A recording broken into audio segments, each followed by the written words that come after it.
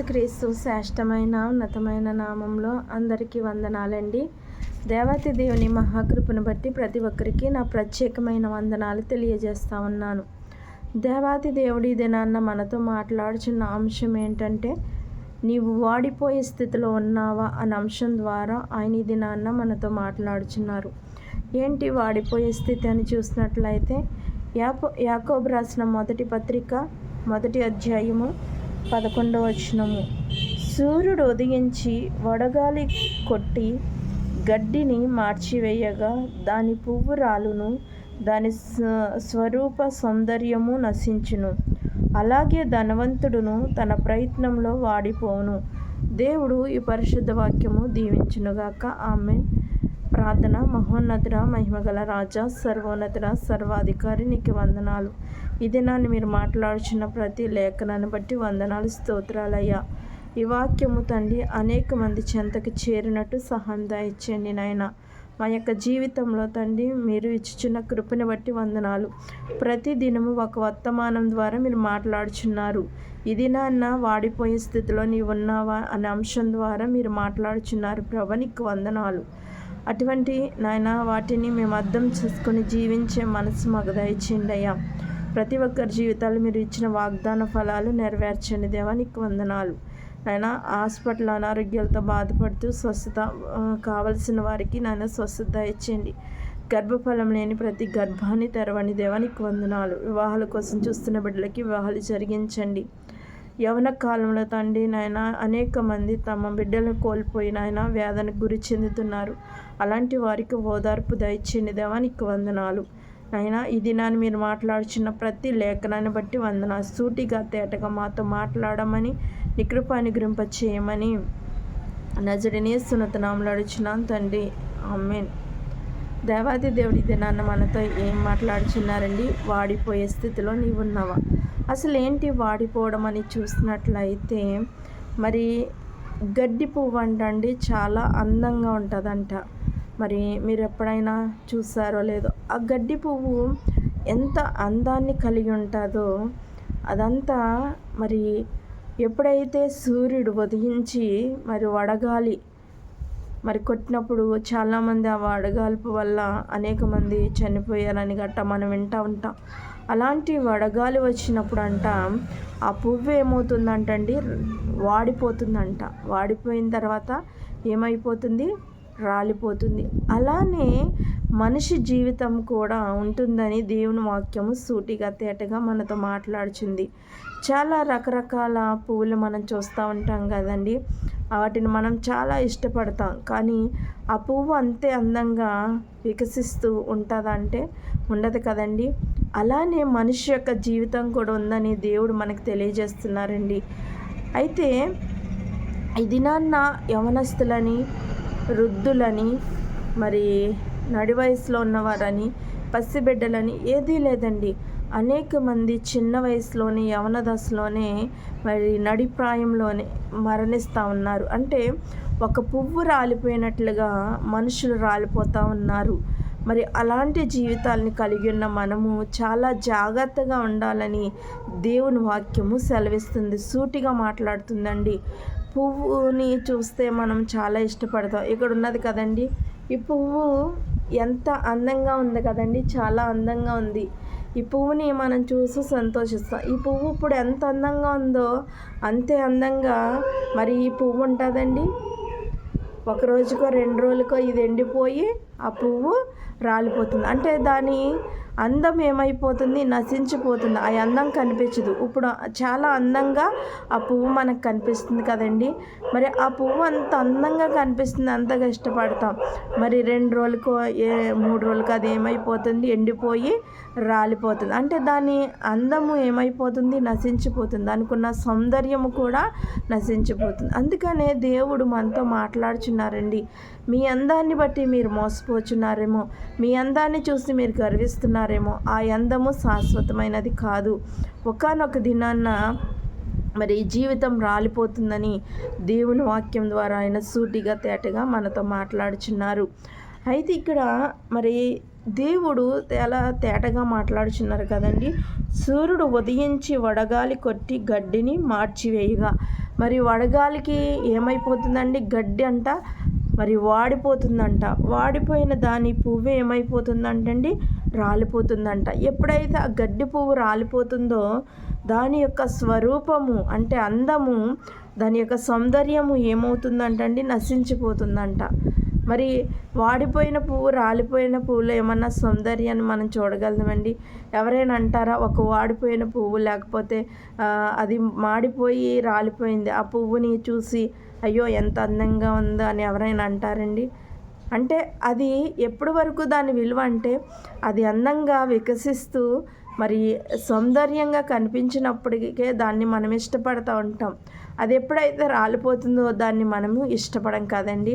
అలానే మన యొక్క జీవితాలు ఉన్నాయని దేవుని వాక్యం సూటిగా తేటగా మాట్లాడుచుంది. మనం ఏమై ఉన్నాం, మన యొక్క స్థితి ఏమైంది, అందుకని అడుగుచున్నాడు. వాడిపోయే స్థితిలో నీవు ఉన్నావా అంటే నువ్వు వాడిపోకుండా, నువ్వు నశించిపోకుండా ఉండాలంటే దేవుని యొక్క వాక్యానుసారంగా నడుచుకోవాలి. ప్రతి మనిషి మరణానికి సమీపంగా ఉన్నారు. ఈ యొక్క రాలిపోకముందే మన జీవితాలు దేవునికి సమీపంగా ఉండాలని ఆయన తెలియజేస్తున్నారు. ఎప్పుడైతే మనము మరి దేవునిలో కొనసాగుతామో, ఎప్పుడైతే రక్షింపబడతామో, రక్షణ అనుభవంలో మనం ఉంటామో దేవుడు మనల్ని ఏం చేస్తాడండి, అంచులంచులుగా మనల్ని ఏం చేస్తాడు, ఆయన హెచ్చిస్తాడండి. మరి ఒకవేళ ఈ యొక్క ప్రయాణంలో మనకి మరణం వచ్చినప్పటికీ మనము దేవుని చెంతకి చేరగలుగుతూ ఉంటాం. కాబట్టి ఆయన ఈ దినాన్న మనతో సూటిగా తేటగా మాట్లాడుచున్నాడు. కాబట్టి మనం ఏం చేయాలండి, దేవుని యందు నమ్మిక ఉంచాలి. మరి అలాంటి నమ్మకాన్ని కలిగి ఉన్నామా లేదా అని దేవుడి దినాన్ని మనం ప్రశ్నిస్తూ ఉన్నాడు. ఇక దేహ సౌందర్యం కోసమే కాదు, దేవుడు ఇక్కడ ఇంకా దేని గురించి మాట్లాడుతున్నాడంటే, అలాగే ధనవంతులను తన ప్రయత్నంలో వాడిపోదురు. చాలామంది ధనాన్ని సంపాదించుకోవాలని ఆసక్తి కలిగి ఉంటారు, మరి ఆలోచన కలిగి ఉంటారు. కొన్ని సందర్భంలో దేవుడు ఇచ్చిన ఆలోచన మంచిగానే ఉంటుంది, కానీ మరి చాలా ధనాన్ని సంపాదించుకోవాలని ధనాపేక్ష కలిగి ఉంటే మాత్రం వాళ్ళ ప్రయత్నాలు ఏం చేస్తారంటే వాడిపోతారంటే అక్క ఫలితం ఏంటంటే ఫలించదని దేవుడు చెప్తా ఉన్నాడు. కాబట్టి ధనాన్ని సంపాదించుకోవాలని ఆసక్తి కలిగి ఉండకండి. ఎందుకంటే ఆ యొక్క ప్రయత్నాల్లో మీరు ఏం చేస్తారు, ఫలించలేరు, వాడిపోతారు అని దేవుడు వాక్యం ద్వారా ఆయన మాట్లాడుచున్నారు. మరొక అర్థం దానికి మనం ఏం అర్థం చేసుకోవాలంటే, వాడిపోతారంటే మరి యొక్క జీవితాన్ని కూడా ముగించుకుని మరి ఎక్కువ ధనాపేక్ష కలిగి ఉంటే మరి లోకాన్ని యాత్ర ముగించుకుని వెళ్ళిపోవలసిన వారమై ఉంటామని కూడా దేవుని వాక్యము మనతో సూటిగా మాట్లాడుచుందండి. మన యొక్క జీవితంలో దేనికి ప్రాధాన్యత ఇస్తున్నాం, వాడిపోయే స్థితిలో మనం ఉన్నామా ఒకసారి ఆలోచించండి. చాలామంది మరి వివాహాలు చేసుకుంటారు కదండి. వివాహాలు చేసుకున్నప్పుడు మరి ఒక పెళ్లి కుమార్తె పెండ్లి కుమార్తె ఒకరికొకరు నచ్చితేనే వివాహం చేసుకుంటారు కదండి, నచ్చకపోతే చేసుకోరు. అయితే ఒక పెళ్లి కుమార్తె వయసు ఉన్నప్పుడు తన తర్వాత ఒక 10 సంవత్సరాలు 20 సంవత్సరాల తర్వాత తన వయసు ఒకే విధంగా ఉంటుందండి? తన యొక్క ముఖం యొక్క సౌందర్యం అలానే ఉంటుందా? ఉండదు కదా. ఆ యొక్క దేహంలో అనేక మార్పులు చెందుతాయి. ఒకవేళ చాలామంది సన్నగా ఉన్నారనుకోండి, మరి కొంతమంది సన్నగా ఉండి అందంగా ఉన్నారనుకోండి, వాళ్ళకి వచ్చి వాళ్ళ యొక్క రూపం మారిపోతూ ఉంటుంది. లేకపోతే లావుగా ఉన్నవారనుకోండి సన్నగా అవుతుంది. ఇలాగా మార్పులు అనేవి మరి యొక్క మన దేహంలో వస్తూ ఉంటాయి. మరి అలాంటి పరిస్థితిలో మనము దేవుని మీద ఆధారపడినప్పుడు మనకి సమస్తమును కలిగజేసిన వాడు, ఒకవేళ మనం వాడిపోయే స్థితిలో, ఒకవేళ రాలిపోయే స్థితిలో మనం ఉన్నప్పుడు దేవుడు ఆయన నిత్యరాజ్యానికి మనం చేర్చుకోవాలంటే మనం ఏం చేయాలండి, ఆయన వాక్యానుసారంగా నడుచుకోవాలి.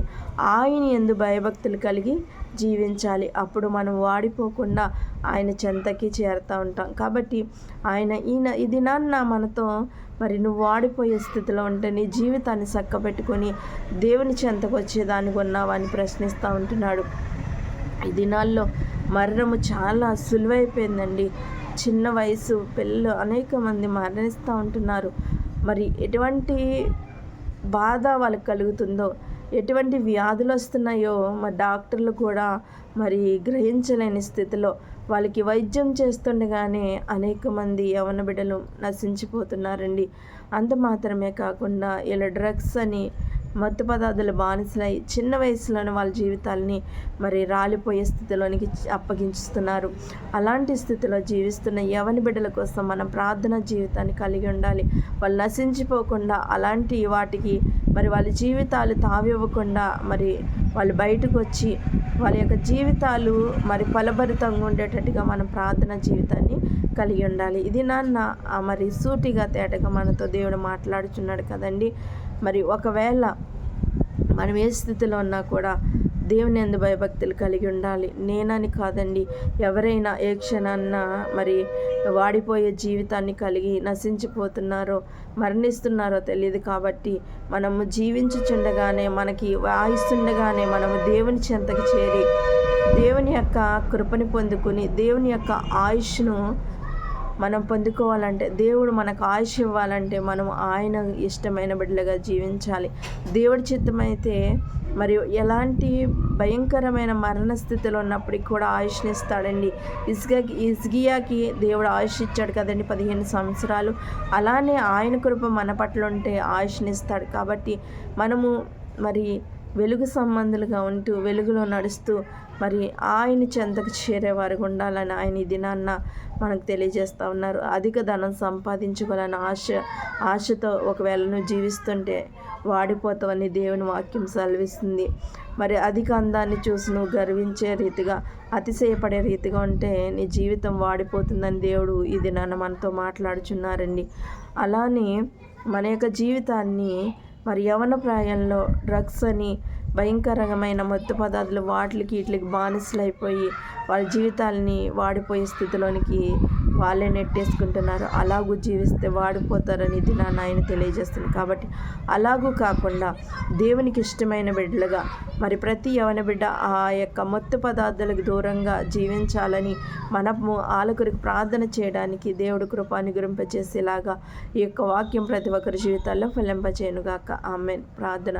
మహోన్నతుడా, మహిమగల రాజా, సర్వోన్నతుడా, వందనాలయ్యా. మీరు మాట్లాడిన ప్రతి లేఖనాన్ని బట్టి వందనాలు, స్తోత్రాలు తండ్రి. నీ కృపకే వందనాలు, నీ ప్రేమకే వందనాలు తండ్రి. నాయన వాడిపోయి రాలిపోయే స్థితిలో మేము జీవిస్తుంటే నాయన ప్రభా, నాయన మా యొక్క జీవితాలను మార్చండి ప్రభా. నేను తెలుసుకుని ఈ వైపు తిరగడానికి కృప చూపించండి. ఎవరైతే నేను తెలియకుండా జీవిస్తున్నారు తండ్రి నాయన ప్రభా, వాళ్ళందరూ నేను తెలుసుకుని నీ మార్గంలో నడవడానికి కృప చూపించండి. లోకయాత్ర ముగించుకోవాల్సిన పరిస్థితి కలిగినప్పుడు తండ్రి ప్రతి ఒక్కరిని చెంతకు చేరేవారుగా ఉండడానికి కృప చేయమని ఒక చిన్న ప్రార్థన సన్నిధానం చేర్చుకుని నజరేయుని యేసు నామములో అడిగినాను తండ్రి. ఆమేన్. అందరికీ వందనాలండి.